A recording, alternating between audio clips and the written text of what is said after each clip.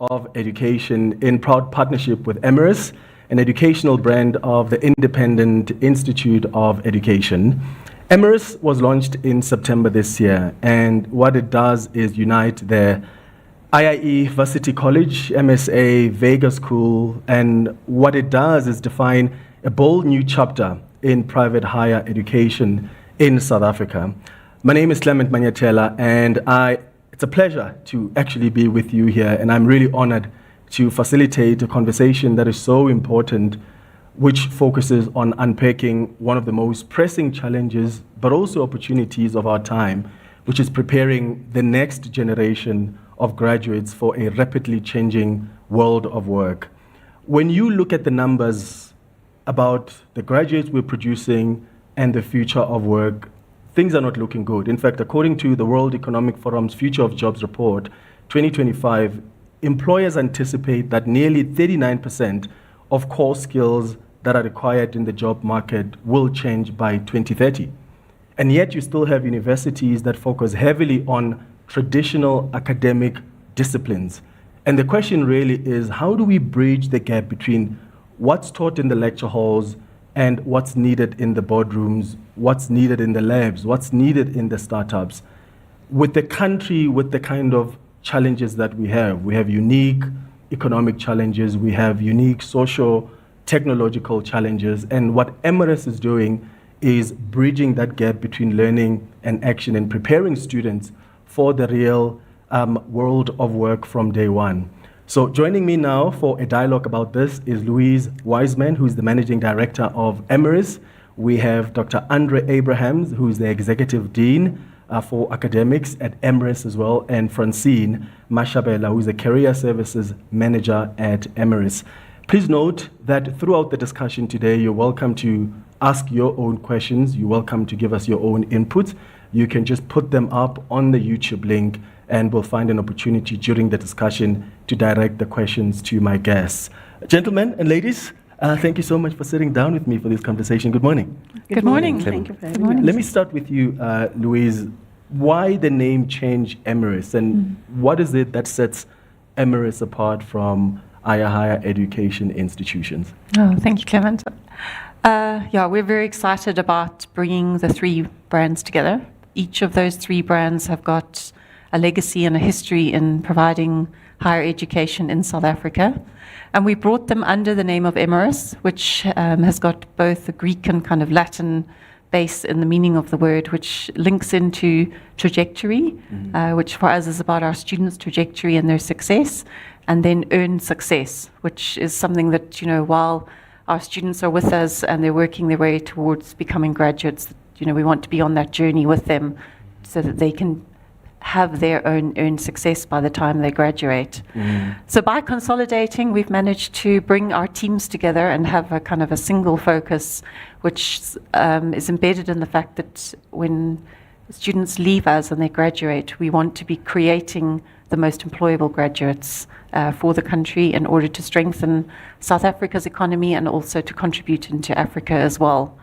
So we're achieving this with our brands in various ways, which we're excited to be here today to discuss and to share with everybody, but really looking at being invested in the students first of all. And I think that's a privilege that we've got at Emeris, is that our staff are dedicated not only inside of the classroom, but also to supporting our students beyond the teaching and learning experience, and for our students to have great opportunities to work in our communities in South Africa with our national footprint, and to prepare for their career journey that Francine can talk to, and to participate in university sports. So all in all, we are excited that it's not just a new name, but it's kind of an evolution where we will take our place alongside some of the strongest universities in South Africa. And of course, technology plays a crucial role in how you even prepare the students for the future of work. Maybe speak to us about how, as Emeris, you plan to prepare students not just to consume, but to apply and adapt to these technologies of the future. Yeah, I mean, it is amazing to think how our technology has shifted so much in the last 10 years in education specifically. And, my own personal opinion is that the responsibility for graduating students who have an aptitude for technology lies with higher education institutions. And at Emeris, we take that responsibility really seriously, and we look at ways to enhance the students' learning experience. So on the one side, there is the way in which we deliver our curriculum through a learning management system which allows for personalized learning. We've got active learning inside of the classroom, which also enables during the lectures for the students and lecturers to engage with technology. And I think potentially a more relevant part, and one that we've been investing in more recently, is around ensuring that regardless of which faculty you're at Emeris, we've got our 5 faculties and our Vega School, each of those faculties is working with AI tools that are relevant for the workplace. So if you're studying to become a lawyer, somewhere along your journey, we're going to be engaging and embedding the aptitude and the skills so that when you graduate, you're ready for the real world of work from day one. And our graduates go out and are successful in using technology for efficiencies and also to be productive in the workforce as well. And Dr. Andre, this is great because normally when we go study, we're so rigid about what we're studying for and we focus on those disciplines. But the future of world actually requires more than that. How do you think we can use these technologies in a way that actually make an impact? How do you do that at Emeris? I think Louise has touched on such an important part of it as technology being such an enabler. And I think in the higher education sector, it's not purely just about adopting the technology. It's about how do you strategically kind of integrate it into our spaces so that technology can help us address core challenges. So how does technology help us improve access to our students? How does it help us improve skills development? How does it make our academics more efficient? And our approach to that is you've got to be deliberate. And when you're deliberate with that integration, then it becomes a force of innovation for change, and it helps us improve the teaching and learning in our space. Yeah, and Francine will be talking in a moment about just the career services. But before that, Louise, of course, when people think about higher education, there's the issue of finances that comes up. And I'm just wondering, as Emeris, how are you making that dream possible without compromising on academic excellence and appreciating, of course, the issue that finances is quite crucial in that journey of academic excellence? Absolutely. It is a critical challenge that our country faces, I think, across both basic and higher education. And access to quality education is critical in order to sustain South Africa and to make it more competitive and to have a stronger economy and a better lifestyle and well-being for all of the South Africans. So for us at Emeris, we take that responsibility really seriously, and we launched a social investment initiative which allows for lower income households to apply in so that they can gain access to Emeris. So we've set up this amazing system, and anyone can go on and have a look at it. It's based on our website at emeris.ac.za. And this system will walk you through which documents you need to upload to see how you qualify. And we've also got trained student advisors on each of the Emeris precincts that will be able to assist students in that application process. And by broadening that access, we do believe that we'll be supporting the government more broadly in sustaining and enabling students across the country to gain access to education. And in addition to this, we've got a well-established scholarship and bursary system that's been running for many years, where we look at awarding scholarships and bursaries to talented students from an academic point of view, students who have got leadership potential and have proven this, and also in sport.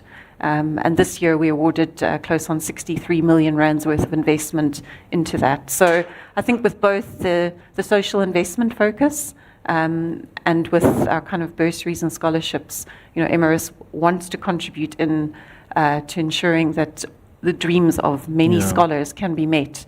And we offer world-class qualifications, we offer world-class teaching experience, and that's never going to be impacted because of initiatives like our social investment strategy. Yeah, and it's great to hear about these initiatives, Francine, because that's often the barrier to people attaining education, the issue of finances, and having institutions like Emeris, be so proactive to assist goes a long way. In your experience, How big of an issue has the issue of financial access been, especially for people who just want to better their education?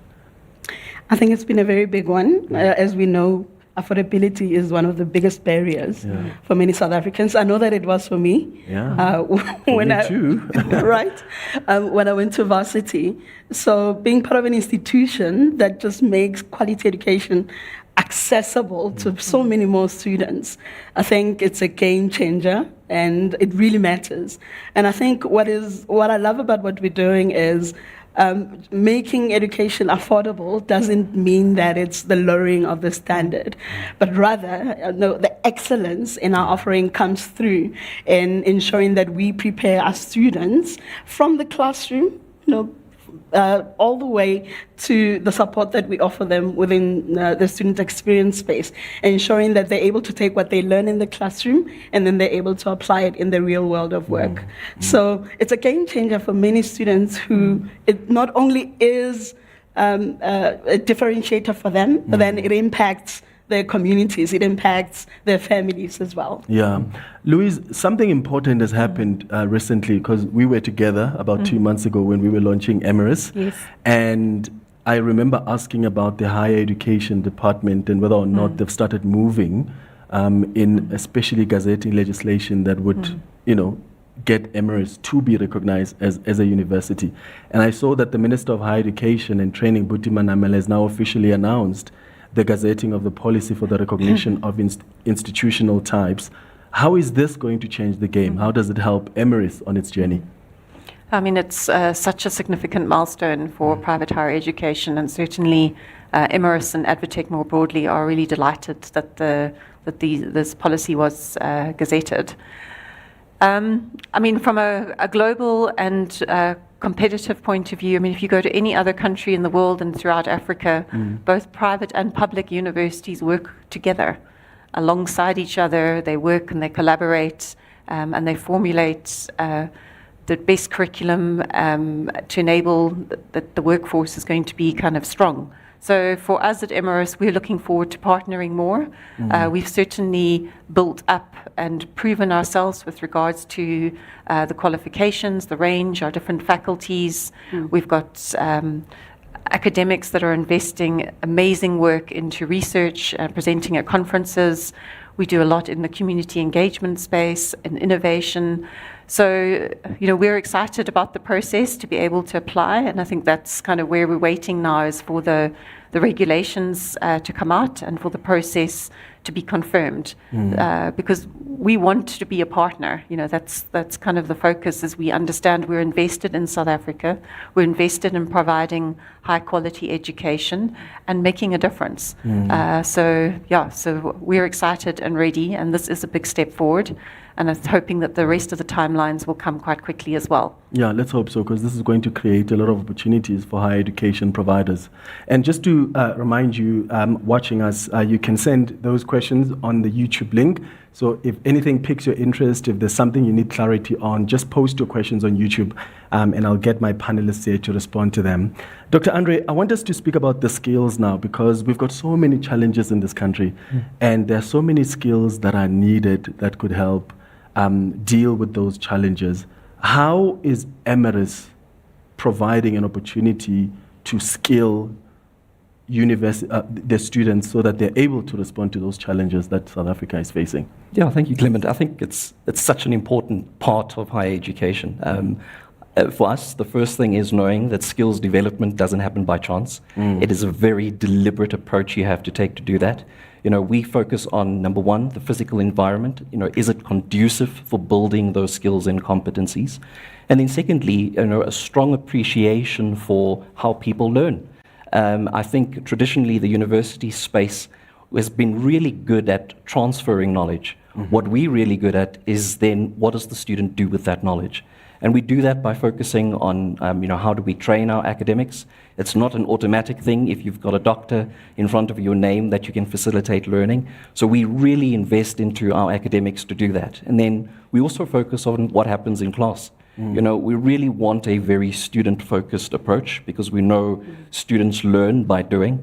As Louise mentioned, we encourage active learning across our faculties, and we encourage all our academics to move beyond the traditional university hall and be innovative in terms of their teaching and learning. And the consequence of that is true learning. And that's how you develop skills and competencies. I love what you say about the conducive environment, because when we were doing a tour, Louise, of the campus Emeris in Sandton, Yes. I mean, you can see the level of investment that's gone into creating a campus like that, that you know, students can feel comfortable in. They can do walks, the activities they can do. How intentional were you around that? Like, how did you know that this is actually what's going to help keep our students here, but also create an environment that's conducive for them to learn? Yeah, I mean, it's definitely, Clement, been one of the greatest privileges in my career is having that opportunity to have a blank canvas and to actually kind of say, right, looking at the students that we have today and the students that we're going to be getting in the future, what is the best environment? And obviously, technology has played a lot into that. So things like, you know, a library isn't what it used to be 30 years ago. It's a really interactive environment where students are engaging. There's collaboration spaces. And then also to have facilities like podcast centers, radio station facilities, to have the sporting. You know, those are key areas that make a student feel that they're part of a university experience. And students, you know, gone are the days where you sit on your own and you learn on your own. I mean, I think this age is that students want to work together, they want to collaborate, they want to share ideas. And with the way in which we structure our qualifications, students are required to be doing assessments that include working with real industry partners who are facing business challenges they need solutions for. So to set up a university precinct that supports what it is that we're doing is absolutely critical. So Sandton has been a privilege to lead out, and also our Nelson Mandela Bay campus is also opening in January with a similar footprint as well. Yeah. Francine, Dr. Andre speaks about just skills development and being intentional about it. And I'm just wondering if there's enough of that happening at a lower level. How important is it that skills development doesn't just begin at universities? Because, I mean, when you check even with our education curriculum, you know, the learners going through the lower levels of education, are we really teaching them about what they're going to face in the future world of work? Being a mum, I can tell you that I don't think that we are. I know that educators are doing the best that they can, but I also think that even before we get to high school, you know, we really need to really go down to the foundation phase. And I've just been fascinated by just the fact that we can nurture curiosity in our kids, number one. And when we're nurturing curiosity and we put them in an environment where they get to explore and experiment, even as young as they are, and we encourage them to ask questions, it sounds like, you know, simple things, but those are the type of things that develop problem-solving skills that help them to think critically, and really just creating an awareness of the environment. Then I think you're growing a generation that will be continue to be curious, that will continue to, you know, think about what's happening around them and think of solutions. They should be able to connect what they learn in class. And I think that should happen through problem-based learning, where they get to be given a problem. And Louise has spoken about what we do at university, at Emeris, just in terms of at tertiary level. But even at primary school level or foundation phase, there must be a way for us to be able to give kids problems and help them to explore and experiment so that we can develop those skills that they can further enhance as they continue to go into tertiary level. Yeah, and Dr. Andre, of course, I mean, now we talk about AI, we talk about information and communications technology, we talk about cybersecurity. So what are the new sort of teaching methodologies that are being adapted to sort of enhance that learning experience and learning outcome at Emeris? Yeah, I think for us, it's a deliberate focus on our edtech ecosystem. You know, so it's the LMS that Louise mentioned, or our AI authoring tools, and then understanding how we can leverage it to enhance what we do. You know, so for us, we're not going to integrate it if it doesn't mean that we are going to improve the resources that we put in front of students. You know, if it doesn't help us adapt our learning content to the diverse needs of our students, we're not going to integrate it. And that's important for us. It's not that we want to integrate all technology or all AI, but we want the best. And for us, it's important that we take strides towards that personalized learning pathway and that we create the spaces for students to engage in. So for us, that means a focus on our class sizes, a focus how we approach the curriculum, that it's not too overcrowded, so there is space for students to learn. Looking at the holistic student that Fran has mentioned as well, so that student wellness is also part of that learning journey as well, and creating an ecosystem where all of those things are present, technology, AI, but also expert human beings present for our students. In your experience, though, because I'm interested, how is it being adapted now? Because I remember, and I see even with my younger sister, she gets very intimidated and she's at university. Do you find that a lot of students are intimidated by AI? Because, we live in this fast-changing world. Who knows what's going to be happening tomorrow? Maybe we won't even need to sit here to have a conversation like this. You could be in America, in Europe. Is it still intimidating to the students? Clement, not only to students, but to lecturers, to executive deans and deans too. It's something that's challenging, but something that also excites us. Often when I'm engaging with students and they tell me, geez, this thing is intimidating, I always remind them, just because you drive doesn't mean we shouldn't jog, And what that means is, just because technology is replicating certain things, it doesn't mean we throw it away. Just because we have Photoshop doesn't mean we stop painting. There's a real value in the process of learning, and what we're about is learning. I think often, students are always focused on the outcome, so it's the outcome of my essay rather than the thinking exercise and being able to think in my discipline and understand my discipline. And that's the area that we play in, and we give our academics the license to play in that space, so that our campus at times is a training ground. At times, it's a place for experimentation. At times, it's a workshop where you can practice that skill. And sometimes it's just a playground where you can have fun. And I think all of that is really, really important. Yeah. Let's talk about the postgraduate opportunities that Emeris offers and how these programs sort of give students a competitive edge in this evolving, changing world. Yeah, I think it's something we're really proud of. I think in the private space, we don't often talk about the postgraduate offerings in us. And we offer a range of qualifications in that space, from a postgraduate certificate all the way to an honors, a master's, and a PhD. So the range is wide, and we have a dedicated postgraduate research center with some of the most incredible academics in the country that are purposely there to design and engage and ensure the student experience for that postgraduate space is really important. So it's something that we really invest in. It's something we're really proud of. So anybody interested in specializing in being future focused or upgrading a qualification that they have, we've got a range of qualifications that can address that. Yeah. Before I come to you, Francine, to look at just the career services and what could be done to also deal with the issue of unemployment, I just want to go through some of the questions that are coming through. Remember, your questions on YouTube, just put them up there, and during the conversation, I will bring them up for my guests. There's a question here for you, Louise, from one of our viewers who says, Louise Wiseman highlights how technology is reshaping student experience. What innovations are you most excited about at Emeris? So, I think at Emeris, the one I am the most excited about definitely is the personalized learning journey that we're able to offer to our students. Emeris is built on the concept that regardless of how you arrive at Emeris, and students arrive from different backgrounds, with different upbringings and different school experiences, our focus is on ensuring that you can be your best and that you excel.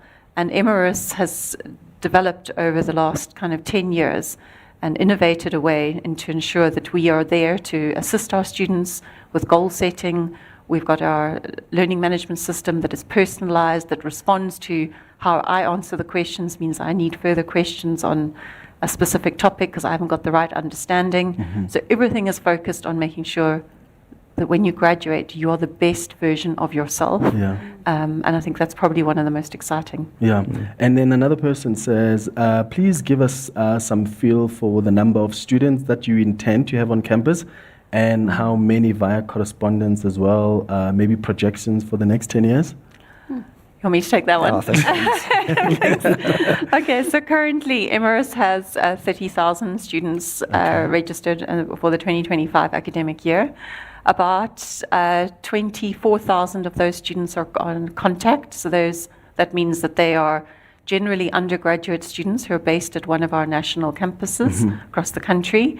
And then the other 6,000 odd are studying through distance, with the majority focus being in our postgraduate areas that Dr. Andre touched on.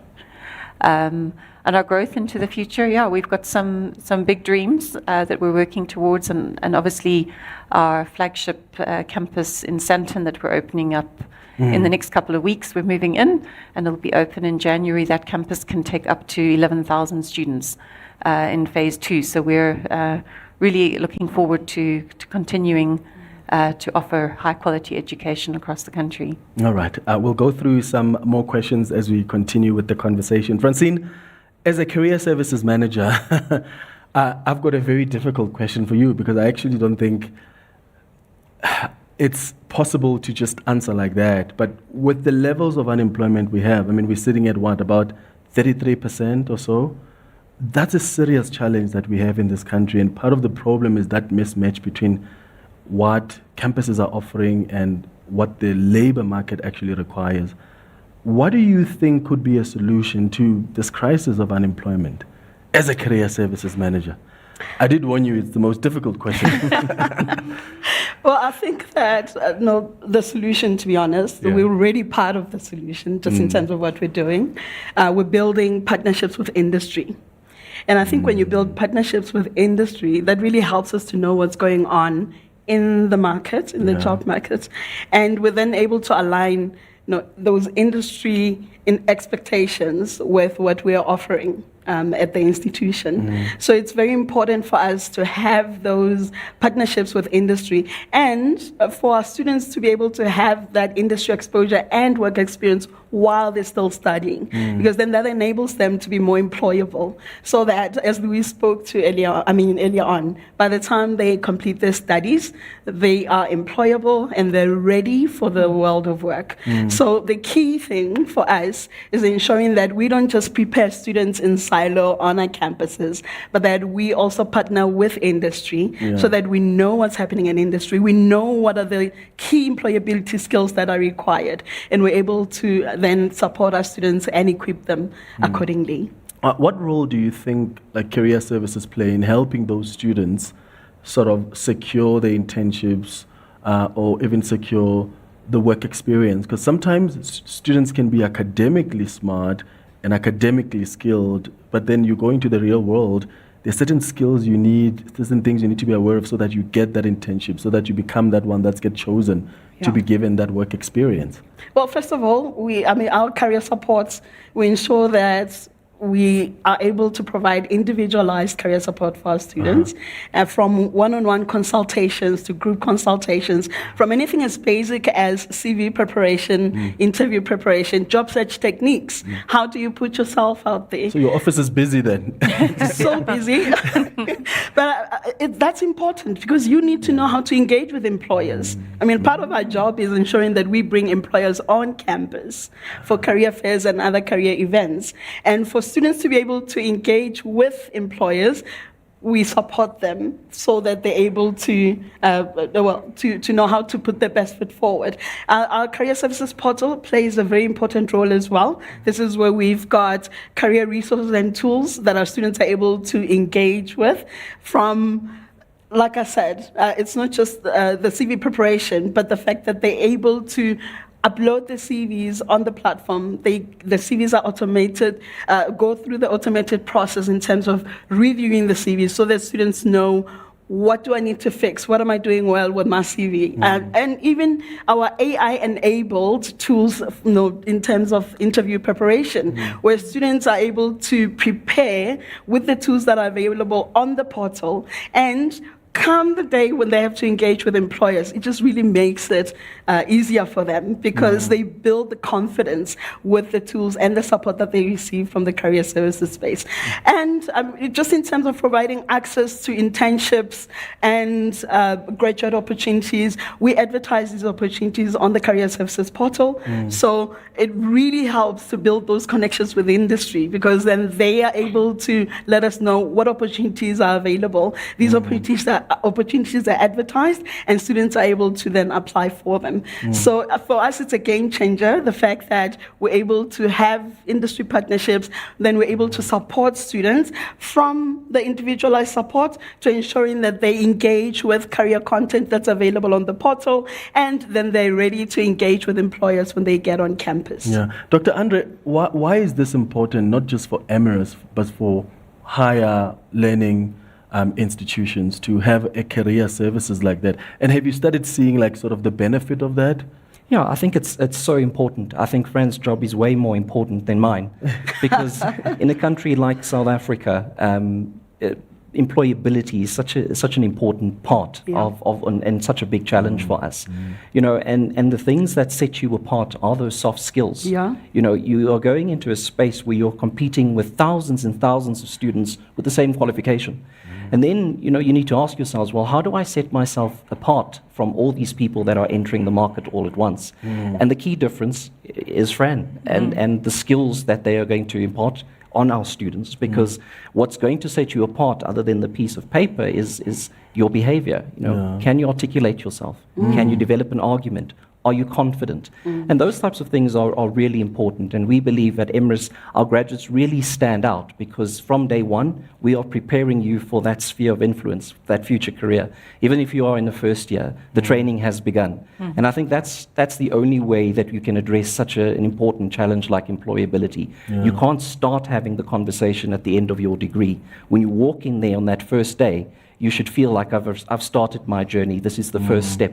And everything around me is part of that journey. And I think that's how you make a difference. And that's where we'll see a true impact in our country. Yeah. And Francine, do you think that career guidance should start earlier in schools? Because, I mean, how many of us here knew what we wanted to study after matric? I wasn't so sure what I wanted to study, and I didn't have anybody I could talk to. And what that leads to is you go to this university only to drop out sometimes, to go to the next, because now you're finding yourself. Do you think that that should start at lower levels? It definitely should. I honestly believe that self-awareness is the key. So when you are aware of, obviously, as you continue to learn, I know it's a journey, and I know you will continue to learn about yourself and know what you are interested in, what your abilities are, and what path you want to take. But if this can start earlier on in school, then students are able to see the link or to be able to connect the dots between even the subject choices that we get to do in grade 10, right? You don't just do that blindly, but you're able to make an informed decision because you've been exposed to career guidance earlier on, where you are taught about understanding your own strengths and knowing your own abilities. Even at lower level, by the time when they have to choose the subjects, they choose subjects that I'm not just choosing the subjects because I'm intimidated by maths and this is more comfortable to do history, but then you're making an informed decision based on your own interests and abilities, aptitudes, and so on. So it should definitely start, even to be honest with you, I think it should start way before high school. And there's a way that you can adapt this, even at primary school level, where you just make students aware of what careers are available out there. Obviously, bringing it down to their level. When it gets to high school level, way before they get to make those choices in grade 10, it's important that they go through the process to understand, why am I even choosing subjects? Why is it important for me to choose subjects? And how does this impact on my decision in terms of what I'm going to study when I go through to university? Yeah, let's talk about entrepreneurship a little bit here, because there's an increased need for those soft skills, the entrepreneurship competencies. And I'm just wondering, how is Emeris preparing students to meet that challenge? Because you don't want to produce students that are going to be just employees, but you want Definitely. potential employers as well. Yeah. How do you prepare Yeah. them for that? We proactively promote entrepreneurship on our campuses. Yeah. And we just recently had entrepreneurship masterclasses in September where we bring in entrepreneurs to come in and talk to students.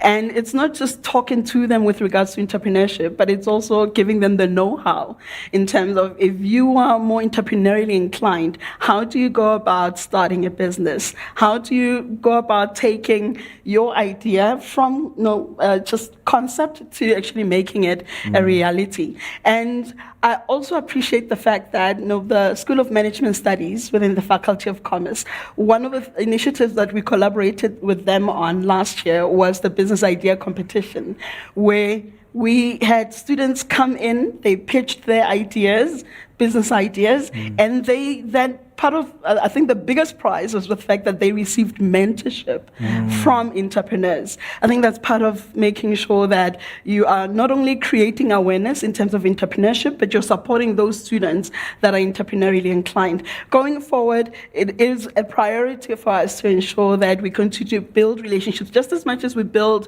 relationships with employers, we want to also make sure that we create those relationships with entrepreneurs and those youth entrepreneurship organizations that can then continue to come and support our students with regards to developing those entrepreneurial skills and the entrepreneurial mindset. Yeah. Louise, have you been intentional even over the years about the issue of entrepreneurship in your campuses, and have you sort of seen the return on investment, like students have really picked it up? Yeah, I mean, it's amazing to actually see. And that example that Francine gave, it was almost based on the Dragon Den concept that we ran. Yes. And it was so well received across the campuses. And the entrepreneurs that came in really gave some amazing kind of comments and feedback to us as well, so that we could take that model going forward. I think, Clement, the reality is that it's a different skill set to, going to go and be an employee. Yeah. So it does take intention, and it does take planting seeds and ideas. And I think the way in which we structure our qualifications, for example, if I use the Vega School Brand Challenge as an example, where students who are studying different qualifications at the Vega School come together, they meet with a company or an entrepreneur who's battling with a challenge. We then look to solve that. And in that exercise, the students are actually running their own little business already. Yeah. So we find that when students are actually leaving us, the concept of being an entrepreneur doesn't come with the pressure, but rather it comes with the experience that they've had.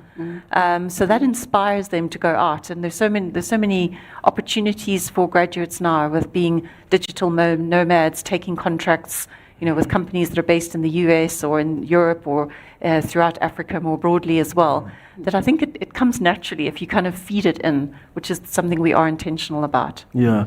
And, Dr. Andre, I love what Francine said about also bringing in, because it becomes a networking opportunity. So you're bringing in partners as well on campus.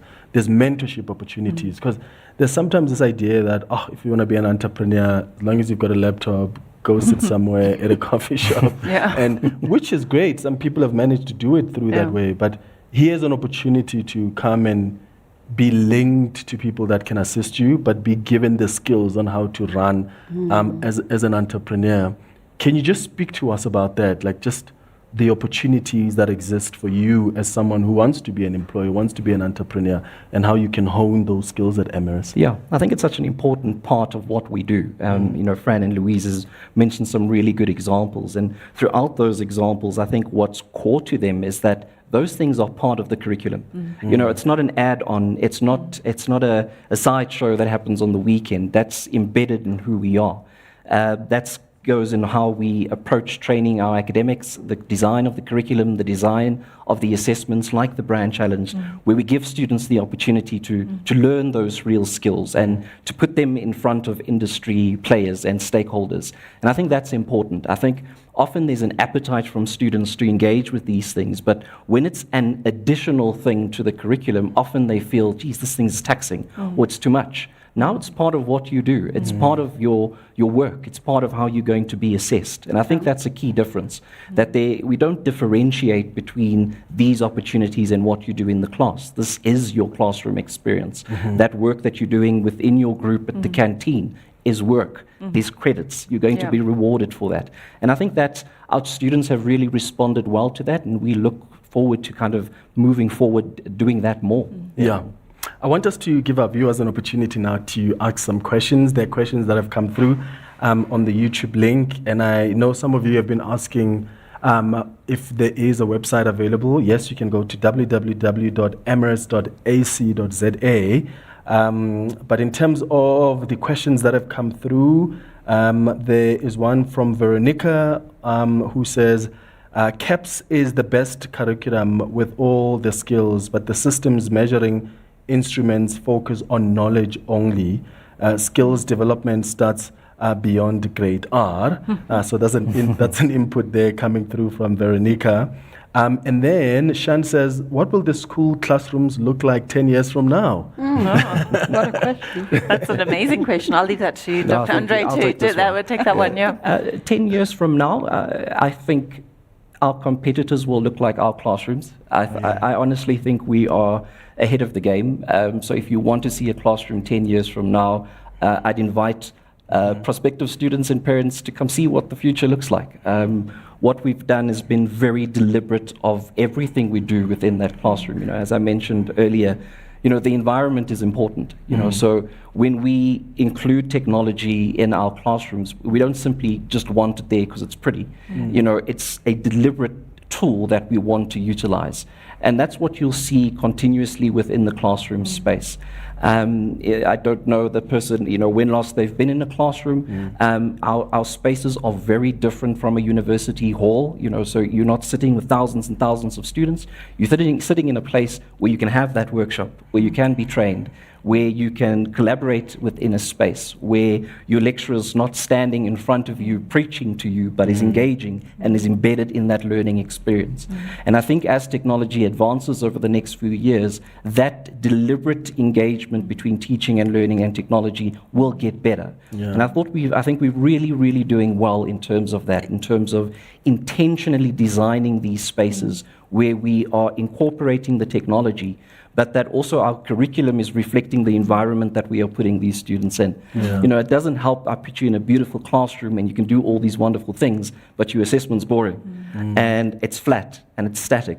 So what we are working towards is ensuring that every point that our students as confronts an Emeris environment, whether it's the curriculum, whether it's our student experience spaces, whether it's our classrooms, whether it's our assessments, that they all tie together to give you a real learning experience and drive your student success. Louise, there's a question from Alf here about campuses who says, would campuses and classrooms be necessary in the future? Is that something you're thinking about? Because during COVID, what we saw is you know, this hybrid model of you can come to work, you can work from home. Students were also learning via Zoom. What's your thinking around that in your approach as Emeris? Yeah, I mean, it is a relevant question, I think, just given our journey with COVID. And just to add to what Dr. Andre is saying, when we looked at designing our campuses more recently, we went out and did research with kind of more world-class universities that have been built over the last 30 years. Because I think some of the challenge we face is that when universities were built kind of 50, 100 years ago, they've got a great stature and a great legacy, but they're not built for the new age learner.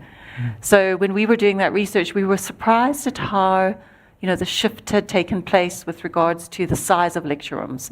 So the concept of having 500 students in a lecture hall, if you go to the world-class international universities, they don't have that anymore. And they are more about having a collaborative lecture room. Yes, it can hold up to 100, but that's the way that room kind of moves and shapes that is so important. So the need for classrooms, to get back to that specific question that's been asked, I mean, our realization, and I think we felt it with our staff as well at Emeris, is people want human contact. And nothing beats sitting around a table and having a conversation like this any day. So yes, you can do so much of your work on your own, and with Emeris, with our learning management system, you can go off and do a lot of the mastery on your own. But the actual essence of learning and developing and becoming a critical thinker happens when you're with people. Yes. And for us, there will always be a need, and we look forward to kind of evolving further as that need changes into the future. But yes, it's a strong yes from us. Yeah. Francine, there is someone here, in fact, it's two questions from different people that I'll sort of bundle in one. Jennifer says, great question there about whether career guidance should start early. Absolutely agree with what Francine says about career guidance starting early, and youth entrepreneurship should be supported, encouraged. A great question in the discussion. And then Jessica says, it's well documented that students are coming into higher education lacking academic skills. So how can we address this kind of challenge? In fact, there was a report I remember reading about first year students. There are more people who fail in their first years because it's sort of like the readiness for an academic space like that. And I wonder, are there solutions to that? How do we get people coming out of high school to be ready for a system like that of higher learning? Because, I mean, it's tough. I can tell you that from what we are doing, so you're talking about them transitioning from high school to into the higher tertiary. learning, yeah. We preach the message all the time. Yeah. Don't struggle on your own, number one. Don't wait until you complete your studies to visit career services. You have a team, a student experience team, ready and waiting to support you. Not only in terms of what we do in the career services space, but I mean also with regards to the student relations team, in terms of your student wellness team, who really are there to ensure that we support our students to navigate the time during their studies. You need help to be able to navigate. You can't do that on your own. I can tell you that when I was at varsity, at some point I was looking around thinking, oh my gosh, Yeah. this is such a huge space. How do I even make it out of here? But with the right supports, you are able, academic support as well as non-academic support, you're able to navigate your way through. But it is very important, we always say to our students, visit us as soon as you get on campus in your first year, so that you get that necessary support that will help you to navigate your studies up until completion and beyond. Yes, and if you're already thinking about what do you want to study, you're having interactions with the higher learning campuses, you sort of get a sense of what's expected of you. You start Exactly. preparing yourself Yeah. as well. Yeah. There's a question for you here, Dr. Andre from Buntle, who says, my question is for Dr. Andre. With AI becoming such a big part of learning, what role do educators play in helping students think critically about it so that they don't rely on AI too heavily, but they use it as a tool to enhance their own thinking? Because you know some students are like, oh, that assignment, put it on ChatGPT.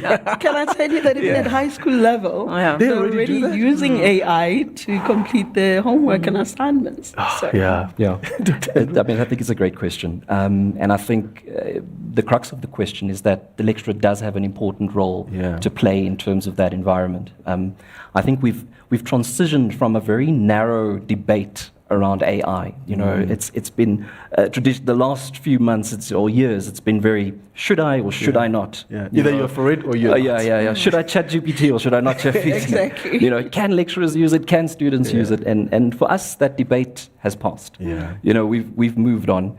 And the question then becomes, you know, how do we approach our academic product in terms of the pedagogy and the assessment to survive AI? And the only way you're going to survive is to integrate. And that's the focus for us. And it's not only from a lecturer perspective, but also from a student perspective. You know, one of the key focus areas for us is digital literacy. You know, do our lecturers and our students understand when they can use it and when they should question it? Do they understand when this is an activity that requires me to think, or when I should be able to prompt generative AI? Yes. And that relationship between technology and learning is something that I thought, you know, we're really investing in. And to the point of the question, I think, you know, for us, we don't think that it's just automatically going to happen. You know, we've developed professional learning pathways for all our academics to understand the power and the consequences and the challenges that come with AI. And that's, you know, that's freely available to all our academics so that they are confident, so that their students then become confident. Yes. And I think that's important. It's not something we fear. You know, at Emeris, it's actually part of our infrastructure. It's like Wi-Fi or calculators. Yeah. It's just part of the academic journey now. And we're getting better and better at integrating it at a faculty level. Yeah. Here's a question for you, Louise from Njongo, who says, there's still a perception out there that private tertiary campuses are not as good as the public ones.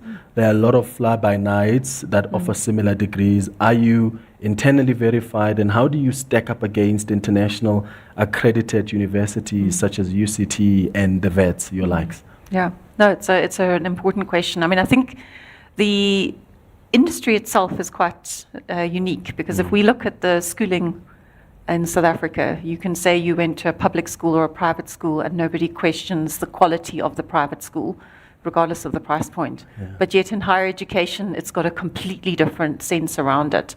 And I've been part of that journey, having been in higher education now for a couple of decades, and I find it still a challenge. But I guess the concept of the fly-by-nights is what kind of holds the good privates down. Yeah. So in answer to that question, I mean, there is one quality assurance system in South Africa for higher education.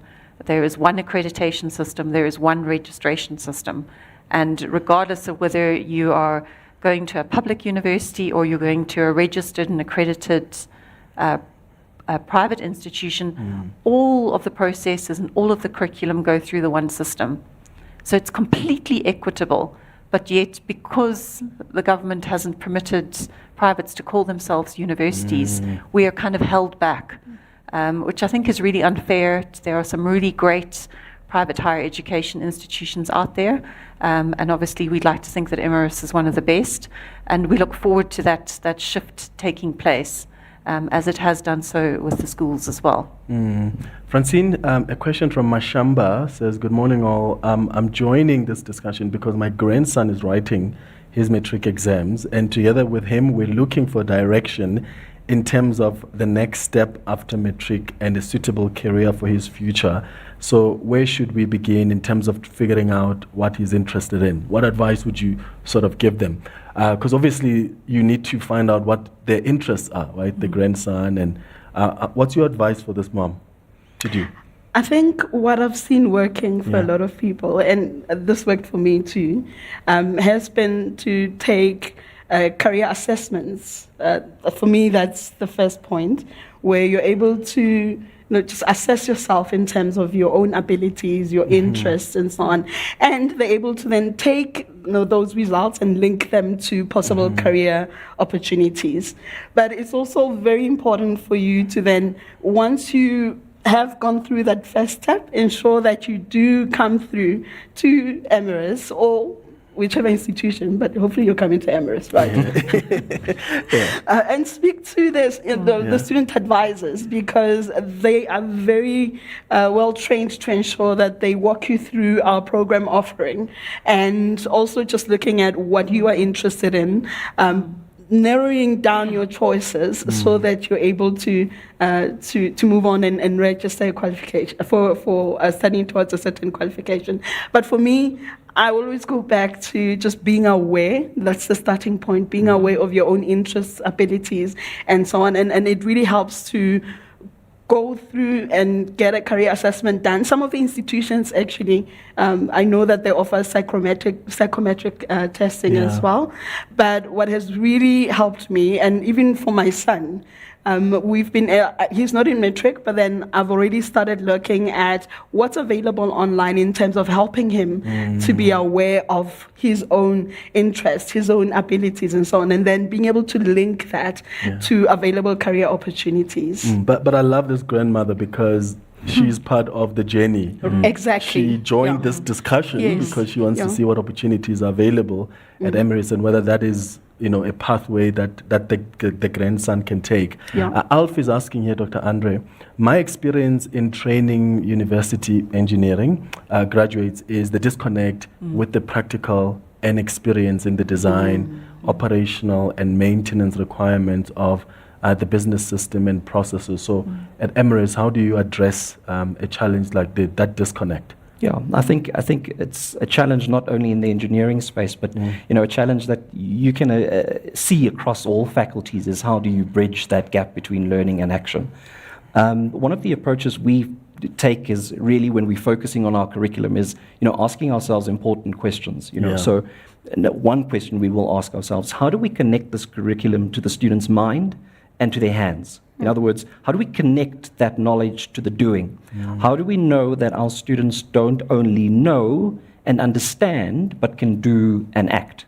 And our approach is you've got to have a robust curriculum to do that.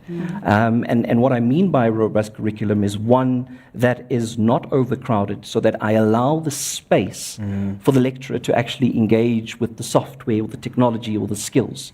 Because one of the things that's really difficult in terms of skills development is often time and space. In other words, a lot of times in the traditional space, you rush through the curriculum because I'm trying to do too much. Our approach is to tailor the curriculum to the needs of the student. So what are they going to need to do in the future, and how soon can we get them to practice those skills? So even if they are introduced to a higher end skill or a higher order thinking skill early on, we tailor our expectation to where that student is. And I think that's one approach, not only in engineering, but across all faculties, is that the curriculum is an enabler. In addition to that is then technology. We've been talking about technology today, and one thing that technology does is reduce the administrative burden on the academic. Yes. What's important for us is then, now that we've reduced that burden and we've given you space, what are you going to do with that time? And for us, we push our academics to say, now that we've reduced and we're giving you the technology to help you along the way, use that time for deeper engagement.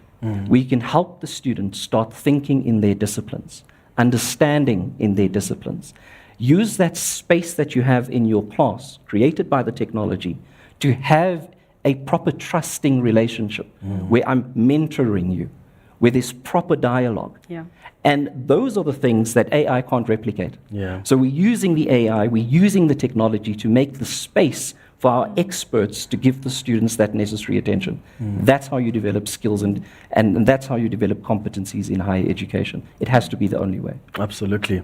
Louise, there's a question here about, in fact, it's from Sihle, who says, my 13-year-old is incredibly smart, but also rugby mad. Right.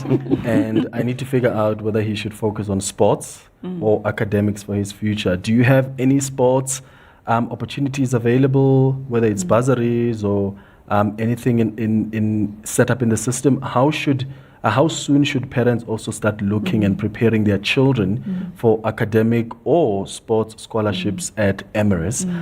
Congratulations on your Varsity Shield success, by the way. You can tell that I'm trying to raise a future sprinter. That's a message there from Sisha. Yeah, okay, that's wonderful. I mean, 13 years of age and already got such great talent. I mean, that mother is blessed to... And you're already thinking about the future, And already which is thinking, good. yeah, it's amazing. And I don't think you can... tying into what Francine was saying earlier, I don't think it's never too soon. I think the only experience I've got, having watched, with my own daughter being at school and watching some of the parents, is not to smother your child and to kind of channel them in one way, because at the age of 13 things can change still as well. But certainly Emeris would love to be engaging with her and her son. As she correctly pointed out, we are the winners of the Varsity Shield, and in 2026 we'll be competing in the Varsity Cup, which we're really excited about. So, I mean, the bursary scholarship opportunities are there, and any point from kind of 16, 17 years of age onwards, we'd love to be engaging, but invite families to come through at any point and to come and have a tour of the facility. Each of our campuses have got a specialized sport that they focus on, so that we can compete in the USA contests. And also many of our students this year went overseas and competed in the University World Games that took place in Germany earlier on this year as well. And we had about 5 or 6 of our students go through to that as well. So so absolutely, would love to have the family around. Yeah. Dr. Andre, Jessica is also asking here, will there be space for students with different abilities, and will they have also access to this higher education? 100%. Yeah. I think that's an important part. when we have a conversation about accessibility. Yeah. It's not just availability, but also creating an environment that are accessible for differently abled. We have concessions when it comes to our assessments to support our students within reason. And then, you know, I mentioned that we do have a really, really important center, which is the student wellness space. You know, for us, that holistic student is really important. And to support that holistic student, you know, you have to look at student wellness, academics, the environment that we put them in. So yes, available and our doors are open. Absolutely. We've got access and inclusion centres on each of our campuses to facilitate with that as well. So, perfect. Francine, someone else says, my granddaughter is 12 years old and very good at sketching. She'll be going to high school in 2027. What sort of guidance can they get as parents? So is it best that they come chat to you about what the daughter is able to do and what the interests are? Is that available so that they can start planning for her? Okay, so 12 years old is quite young. I'm hoping that, you know, even at high school level, you know, they are able to, you've got your career guidance, teachers who are able to assist. But then our doors are always open. We really don't turn anyone away, even as young as they are. In fact, we have had quite a few parents come through. My daughter is in grade 11. I know they still have to go through to matric and so on, but how can you help them so that they are more settled in terms of what they want to do? So most definitely they can come through. It won't be the same as obviously the type of support that we provide for current students, which is more focused on preparation for the workplace.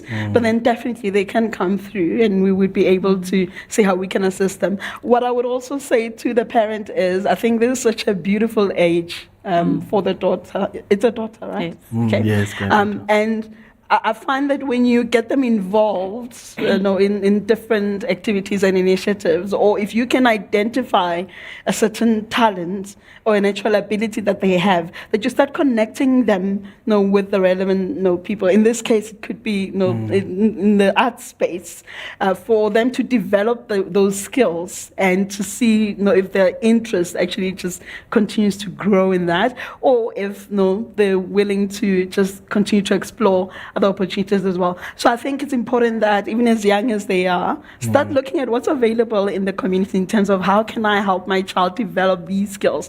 If they're very artistic, or my son is musical, for example, and he started playing drums earlier on, and you're able to just nurture those abilities. And I'm not just talking about art, I'm just referring to the mom and her daughter, but even with other interests as well. When you nurture them from a young age, by the time that they're in high school and they complete their studies, they have a clear idea of where they want to go. Yes, and of course there are some questions around tuition fees.